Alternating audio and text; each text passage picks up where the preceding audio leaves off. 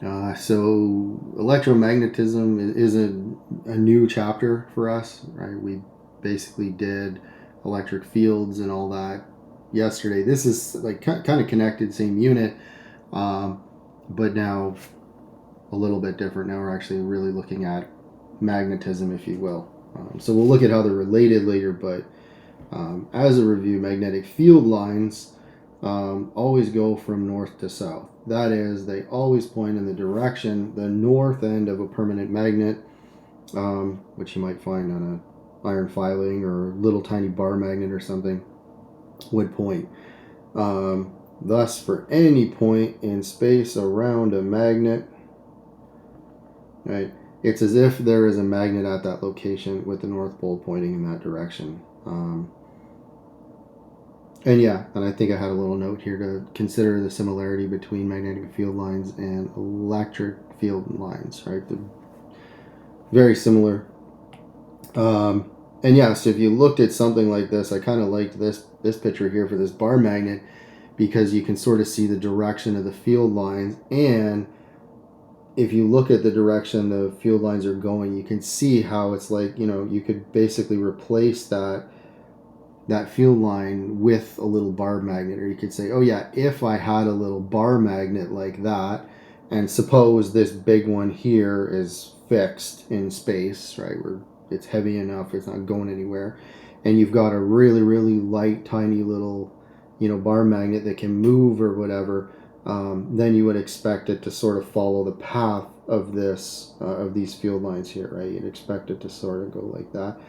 And if you've done something like this with little iron filings or whatever, you'll notice they sort of line up that way, right? So any little tiny bar magnet at that point in space would sort of point that way, and if it's able to move, it would move in that direction. Um, and so here, if you had, this is just a comparison. If you're looking at charges, right, you're looking at like the positive. If it was a tiny little positive charge, how would it move? Here, if it was like a tiny little magnet, or you're looking at the north end of the magnet, here's how it would move. And then consider the implications for our Earth.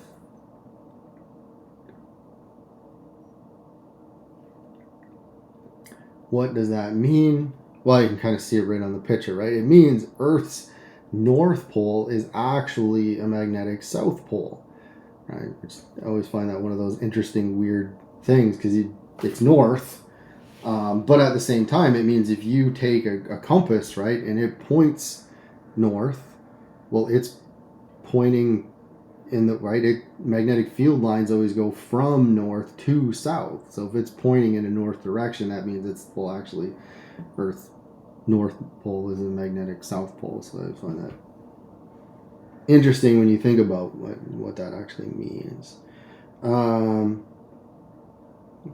Okay, magnetic field around a conducting wire. So moving charges produce magnetic fields. That shouldn't be new. The magnetic field, and we tend to use the letter B for magnetic fields or to represent them. So these can be determined using the right-hand rule. You may remember it, you may not like it, I don't know.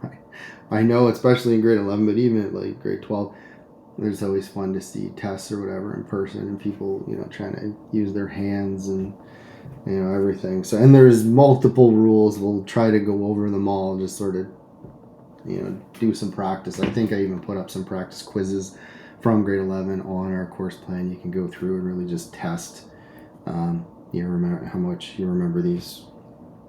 So anyway, the right hand rule. So if you're looking at moving charges so say something like you've got a conducting wire here, use your right hand, point your thumb in the direction of conventional current, and that's kind of a key right here.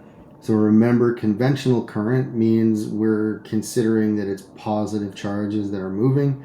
We know it's actually electrons, but everything works out if you just go with this. Like technically you could do it with electrons and use your left hand and everything would be fine, but this is kind of the convention. So whenever you're dealing with current, and I know it took me a bit of time to embrace this, but it's definitely better if you do, particularly if you keep going with physics or electric circuits or anything.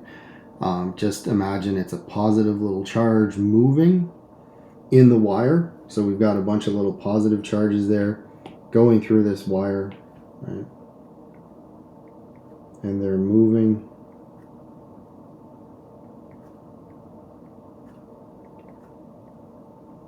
Oh, I feel like I'm close enough now. Right? So it's positive charges moving there. So what you do is you just point your thumb in the direction the current is moving, and then the way the fingers of your right hand curl around this in the wire in this case, right? That's the magnetic field lines. That's what they look like around this wire. Now, often we want to represent vectors coming into or out of the page. One of the challenges of electromagnetism is it's very three-dimensional. Right? We're just even go back and look at this wire, right? I might want to know, well, what does the magnetic field line look like right at the top up here, or what does it look like at the bottom, right? So it becomes 3D as soon as you start trying to do that. So we need some simple ways to represent this on a page, right? So what we do is we have these little vectors here that I've already drawn for you. And so this one here with the X, this represents a vector going into the page, right? This is something going down if the page is flat on the table.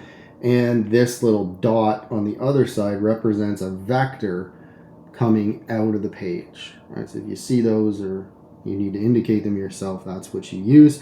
And this comes from, I couldn't get a good picture, this is the best I could do, but the way I always try to remember that is it's trying to represent a vector, which is usually drawn with an arrow. So you can imagine for coming out of the page over here, right? If you're looking at like this end of an arrow coming toward you out of the page, you would just be seeing the tip of that arrow. So that's the little dot here that you're seeing, right? That's an arrow coming out of the page at you. And if you can imagine the back end, the tail of the arrow, right, sort of has like, it's not a very well drawn one. I did the best I could. But if you can imagine it kind of, like maybe it's more like that or something, but, but I don't know. But it's got like this sort of X at the back of it. Then you can imagine if you're looking at that going away from you, you're looking at the back end of an arrow. It would look something like that, right? So you're looking at it as the arrow is going down into the page, and you're just seeing the back of it. All right, so now what we've got here is these vectors for this example right here are showing the current, right? So we want to show the magnetic field lines produced by each of the following current carrying wires. So if we look at the first one, right, this represents a vector going into the page, right? So we want to draw the magnetic field lines. That means we've got to try to take our right hand and point our thumb down, right, into the page right here. So it's like if you set your thumb right on the paper right there of your right hand, it has to be your right hand, and then you consider which way do the fingers of your right hand curl. Yeah, if I put my thumb of my right hand right on that dot, my fingers absolutely curl in the clockwise direction. Right? So I might draw something like that just to represent the magnetic field lines around this. And then if I have something like this, right, this is a vector coming out of the page, right? It's like I'm looking at the tip of this arrow. So if I take my right hand and I basically set my right hand right on top of the page here so that my thumb is pointing up, right, then my fingers curl in the counterclockwise direction. So the magnetic field would look like that. Okay, I have these ones here. So you can see I've got some current carrying wires here, and this just represents a little compass. So you can imagine, like at this point right now, the needle of a compass, right, is kind of pointed something like this. Right? But now this is before the current is turned on, right? Now the current is turned on. and on this wire is underneath the compass, right? The compass is on top.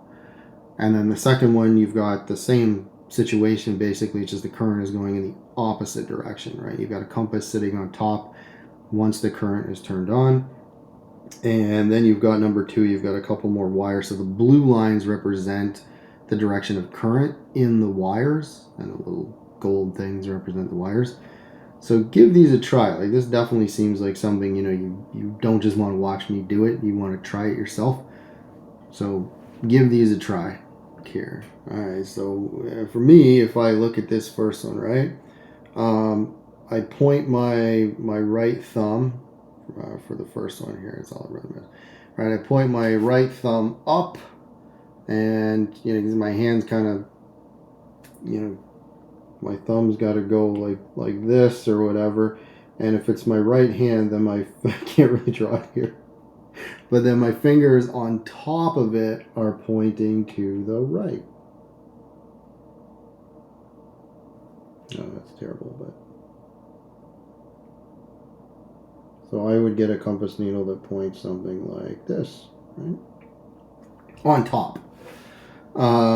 If this compass was underneath it, right, then the needle would point in the exact opposite direction, right? Because the magnetic field lines would be going radially around this. So now if the current is going down, I point my right thumb down towards me, basically. And then my fingers of my right hand, if I basically pretend I'm trying to grab this wire with my right hand with my thumb pointing toward me, my fingers curl that way on the bottom, but then on top they curl the other way. So that means I would have a needle pointing like that.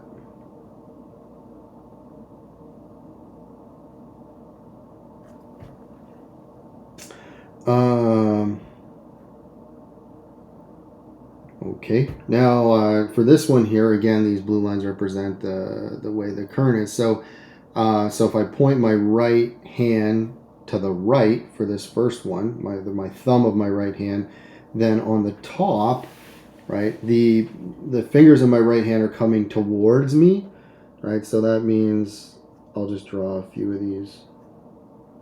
That means, right, they're coming towards me like that, so I'd have to represent the magnetic field line that way, and the fingers in my right hand would be going away from me. Again, imagine you can almost picture you're taking your right hand and you're grabbing this wire, right? So your right hand would go in behind it, and then on top your fingers would be coming towards you, and on the bottom your fingers would be going away from you. So you would have magnetic field lines that look like that. Okay. Here we're dealing with a compass again, so now the fingers of my right hand are pointed the other way, and I can almost imagine my right hand, it's like I have to imagine reaching my fingers in, around, there's my right thumb. So I reach my fingers in behind this thing, right? And then when they come up in front, right, they're pointing up. So that would give me a needle that looks something like a compass needle that looks something like that, right? Finally, I've got one here where this means the current is going into the page. So this is a wire here where the current is going into the page. So I point my thumb, basically I take my right thumb and I put it right on this X here. And then just like in that example earlier, my fingers curl clockwise around this wire. So that means when they get to the bottom, they're pointing that way to the right. Note sort of the simplification here too, right? Where I'm just, exactly to the right. Yeah, if I want to do this, I could actually draw additional ones. And then you can sort of see this in a little more detail, right? That if I'm putting my right thumb on that X, the fingers of my right hand would sort of curl around, right? Would essentially be grabbing this wire in this direction, and you should see that sort of consistency as you go around. Again, just sort of remembering at one point this is representing more than that. The magnetic field would be all around, just like this one here, right? It would technically be I said you could kind of draw these circles and say, oh, well, actually, it would look like that, but, just for simplicity, we'll just do that. And that, well, here you can see we're back to these nice sketches where you can sort of picture it a little nicer, right? So if we look at loops and solenoids, again, the current is sort of indicated here, and you can convince yourself that yes, these are drawn accurately, that if the current does go in right here, right, so the current goes this way, that if I take my right hand at that position, my fingers do go around, the fingers of my right hand do go around this in a clockwise direction, right? And that's going to be true everywhere. And when I get to the other side, let's say over here, now the current is going that way. And so again, if I'm taking my right hand and pointing in that way, it's still clockwise, right? It's just as I go around it sort of changes. But this has effects, right? And if I look at it this way, right, we can actually make picture this a little bit almost more like a magnet or something, right? You can see how everywhere, and if you look at this one here, just because it's drawn, right, notice how everywhere on the inside, right here, here it's going up, right? And here on the inside, it's going up, right? So everywhere you look on the inside, right, the magnetic field is coming up on the inside. So you can sort of look at those all together as something like this, and on the outside it's going down all around it, right? If you go back to this one, you can see on the other side here, when it's outside, it's actually going down, and on the next one, I guess that would be like over here or something, right? So you get kind of an effect like this where it looks somewhat like a magnet. And so here on this sketch again, we're sort of challenged trying to do this on 2D pages when we're trying to represent a 3D effect. So here you kind of have to imagine this is like a current carrying wire that's coming out of a page. So you have to kind of imagine, right, that there is below the page. And if that's the negative side, then you can imagine you've got a current sort of going in this direction, right? So it's coming up out of the page. And so this here, right? So this is sort of a sketch of, first of all, here where it's coming right out of the page, right? The arrow's coming towards you on that side. And on the other side, you can see here where the current would be going into the page. So this is sort of taking a situation like this and drawing it this way of saying, I'm just going to take those 2 points where this current carrying loop is coming out of the page and going into the page and try and draw what that looks like. So what would the magnetic field look like here? Well, on the top, if the current is coming out of the page, I use my right hand and my fingers go around here in that direction. Sorry. Yeah, it's coming out of the page at me, so my hands. I was right. Right. And on the other side, again, now point the thumb of my right hand down into the page, and it goes the other direction. And what I notice is right here, right, they're going in the same direction. And also on the outside of this, right, here it's going that way, and on the other side it's going that way down there, right? So I get this sort of, superposition, or I get where they sort of add together to each other. And so if I have more than just one of these loops, right, I'm going to have the same effect everywhere. And this is just, now this one actually flipped, sorry about that. Here the X's are there, but it doesn't matter, you're going to get the same effect either way. Right, so here we've got a bunch of, at the bottom, so you can imagine this is trying to show you in 3D, just a bunch of loops that are somewhat like this, only now it's flipped the other way. So on the top, the current is going away from you, up here, right? And in the bottom, the current is coming towards you. So you sort of imagine the current here. This is at the back, and it's coming towards you. And yeah, I don't like the waves. Oh, so I guess that would just mean, sorry, this would be, so the current wouldn't have to start on the other side. The current would have to start here, right? It's going away from you. And then here it's coming towards you. And then now it's in the front, just the way this is drawn. This looks more like the front. And then the current goes away from you. Right now it's at the back, and then on it goes, right? So you sort of picture it like that. And you can see that for each one of these, what's in blue now would essentially be the, right, what's drawn in blue there would be the magnetic field. And you can see how this all works together, right? And the inside, now all the magnetic fields sort of go in this direction. And on the outside, all the magnetic fields go there and there. So what we effectively have here is, it's like a big magnet, an electromagnet, you might say, right? And it, sorry, I meant to erase that. And this essentially acts